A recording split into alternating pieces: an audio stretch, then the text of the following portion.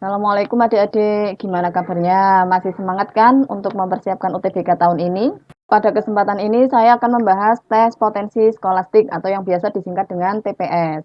Nah, sebelum kita lanjut ke soal-soalnya, adik-adik ini perlu tahu dulu apa sih TPS itu.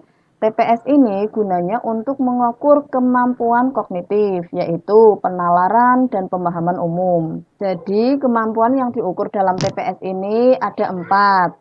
Yang pertama adalah kemampuan penalaran umum, kemudian pengetahuan kuantitatif, yang ketiga pengetahuan dan pemahaman umum, dan yang keempat kemampuan memahami bacaan dan menulis. Jadi agar sukses UTBK tahun ini, adik-adik harus menguasai betul 4 kemampuan tersebut. Apa saja tadi? Penalaran umum, pengetahuan kuantitatif, pengetahuan dan pemahaman umum, serta kemampuan memahami bacaan dan menulis. Nah, 4 kemampuan ini akan kita kupas secara bertahap dalam Trik Belajar Channel. Jadi, tonton dan jangan lupa subscribe dan klik loncengnya ya untuk mengikuti video-video selanjutnya.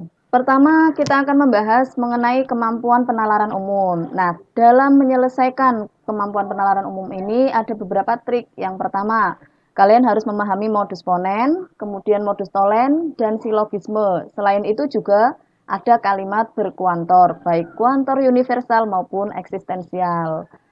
Kita mulai yang pertama dulu ya, modus ponen. Oke adik-adik, ini adalah rumus modus ponen. Jadi dalam modus ponen itu terdiri dari kalimat pertama. Kita sebut aja premis 1 atau premis mayor yang berbunyi jika P maka Q.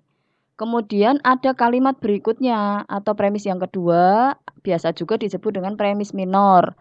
P, sesuatu itu adalah P, seperti itu. Sehingga kesimpulan yang sah yang bisa kita ambil dari kedua kalimat tersebut adalah Q. Langsung aja ya kita masuk ke soal-soal modus ponen. Soal nomor 1. Semua pemilik kendaraan harus mempunyai surat izin. Sepeda termasuk kendaraan. Maka kesimpulannya adalah A. Pemilik sepeda tidak perlu surat izin. B. Pemilik sepeda boleh mempunyai surat izin. C. Pemilik sepeda harus mempunyai surat izin. D. Tidak ada kesimpulan. Ya, jawabannya apa adik-adik? Iya, C.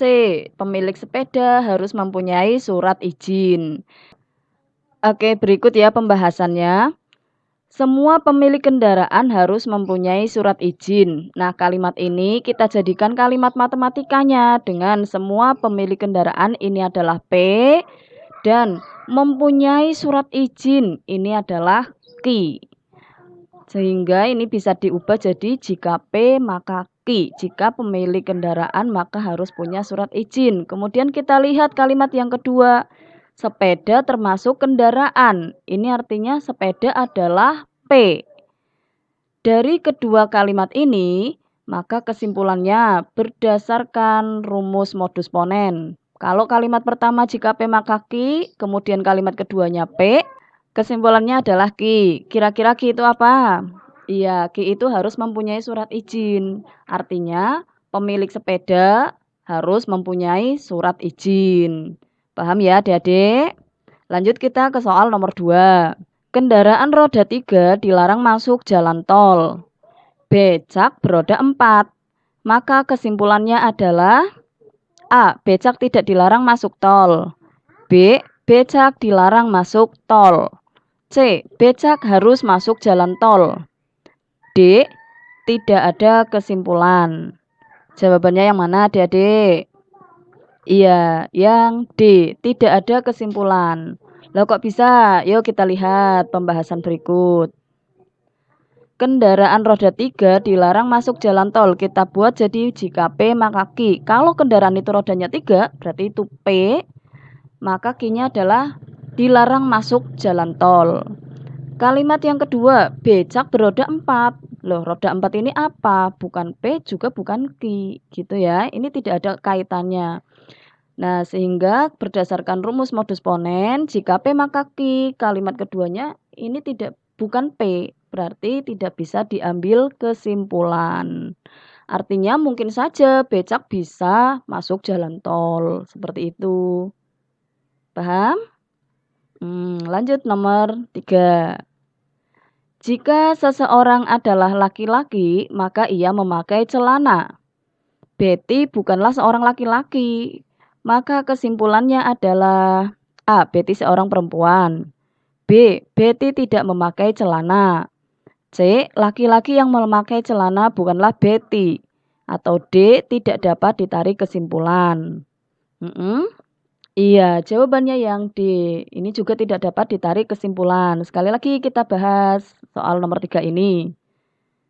Jika seseorang adalah laki-laki ini kita umpamakan sebagai P, maka ia memakai celana. Memakai celana ini kita nyatakan sebagai ki, ya, sehingga jelas bentuknya jika P maka ki. Kemudian pernyataan kedua, Betty bukan seorang laki-laki. Kalau P-nya adalah laki-laki, bukan laki-laki. Ini artinya ingkaran atau negasi atau lawan dari P. Tidak P seperti itu ya, bukan P. Sehingga berdasarkan rumus modus ponen, diingat-ingat ini rumusnya jika P maka Ki, P. Itu kesimpulannya Ki. Tapi di sini pernyataan kedua ini bukan P. Artinya tidak bisa ditarik kesimpulan. Maksudnya gimana sih?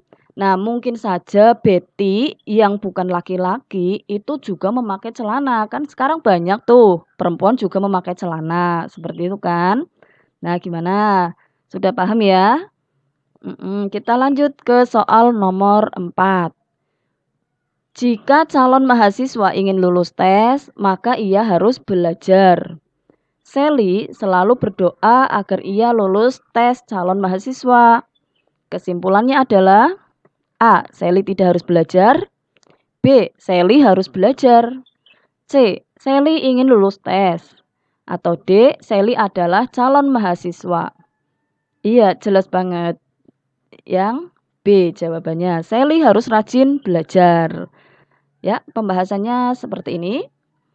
Jika calon mahasiswa ingin lulus tes, ini kita nyatakan sebagai P, ia harus belajar. Ini jadi Q. Nah, pernyataan kedua adalah Sally selalu berdoa agar ia lulus tes. Berarti kan Sally punya keinginan untuk P, seperti itu ya. Lah berarti gimana? Ya Sally harus rajin belajar. Tuh, berdasarkan rumus modus ponen. Diingat-ingat itu saja sebenarnya simple ya. Cuma ini kita aplikasikan dalam kalimat gitu. Oke, next ya ke soal nomor 5. Semua pria di rumah Andi memakai celana. Aryo sangat rajin. Aryo adalah adik laki-laki Andi yang masih sekolah SMA. Kesimpulannya adalah A. Semua adik Andi rajin. B. Aryo memakai celana ketika di rumah Andi. C. Andi sudah lulus SMA. D. Aryo hanya bercelana ketika sekolah SMA. Jawabannya adalah B. Aryo memakai celana ketika di rumah Andi. Sekali lagi kita bahas ya. Nih, semua pria di rumah Andi ini kita nyatakan sebagai P harus memakai celana. Ini Ki ya. Kemudian pernyataan kedua, Aryo adalah adik laki-laki. Nah, laki-laki itu kan sama aja pria, berarti Aryo adalah P. Ini kalimat ini yang masih sekolah SMA ini kalimat penggembira aja. Seperti tadi di soal kan ada Aryo anak yang rajin, itu juga kalimat penggembira. Kita tangkap intinya saja, Aryo adalah laki-laki. Berarti Aryo adalah P. Kesimpulannya adalah Ki. Ki itu apa? Memakai celana. Artinya apa sih? Ya, Aryo memakai celana ketika di rumah Andi. Gampang banget ya, adik-adik. Oke, kita lanjut ke soal nomor 6.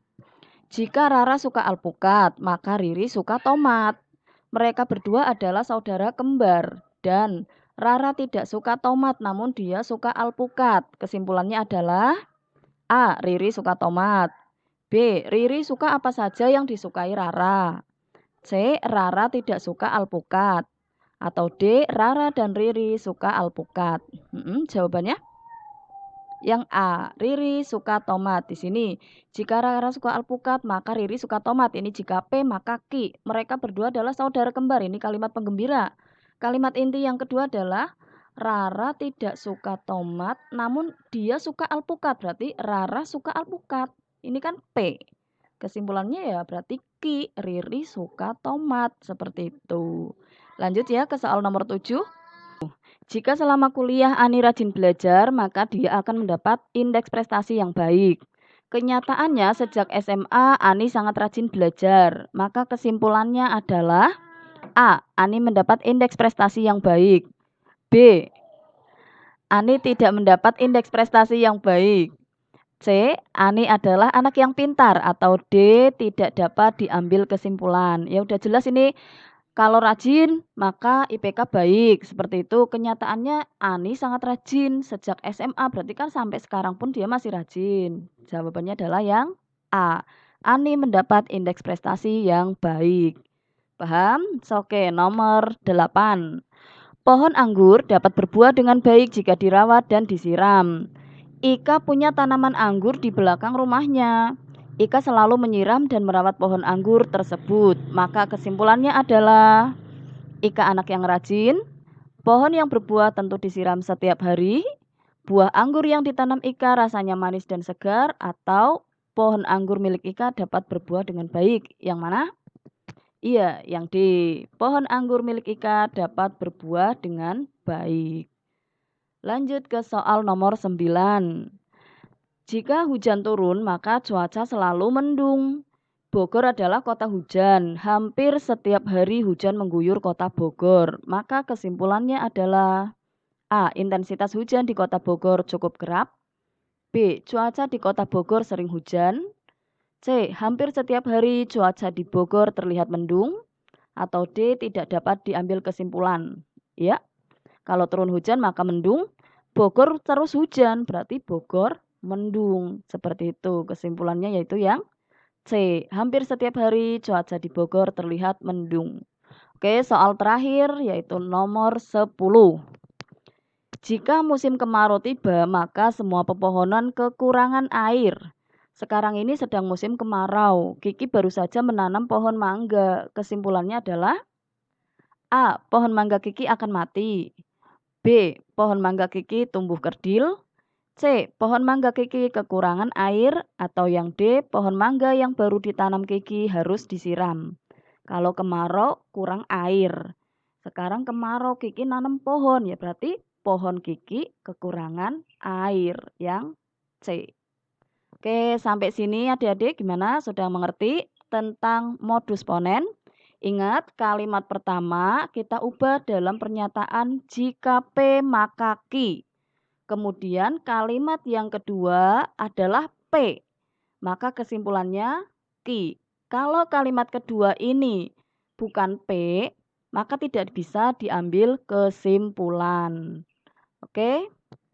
Oh iya nih buat adik-adik. Kalau ada kesulitan soal yang mau ditanyakan, silakan ditulis di komen ya di bawah video ini. Kemudian ikuti video ini, jangan lupa subscribe agar kalian bisa selalu mengikuti soal-soal pembahasan selanjutnya. Semoga lulus UTBK tahun 2020.